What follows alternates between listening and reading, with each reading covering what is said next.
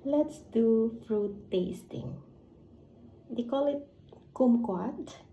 Based sa search ko sa Google. Kumquat, it's an English Australian something. Ano siya, maliliit na parang orange. Parang sister or brother of orange. Parang citrus, ano siya, fruits. Sabi nila, you can eat including the balat. And you can eat only this per day.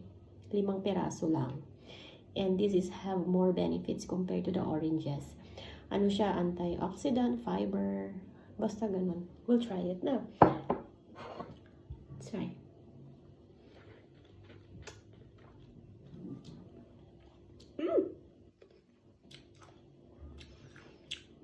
May asim sa unang kagat.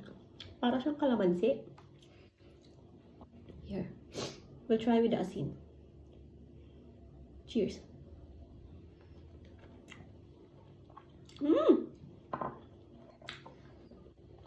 Ang asim! May buto.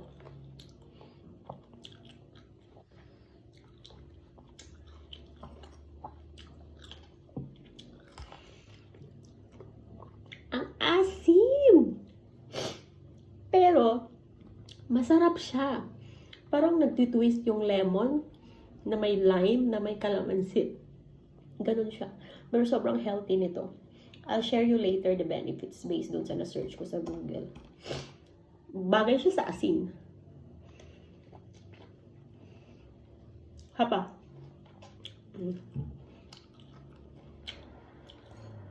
Unang kagat, matamis. Yung balat portion niya na may pait-pait konti. Pero carry lang. Pag kinain mo na yung whole, yung pinaka juice niya, andun na yung asin. Ba?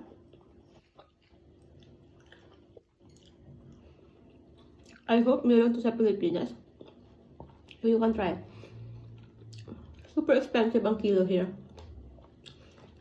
In their money, it's 600. In our money, it's around 300 pesos. That's it.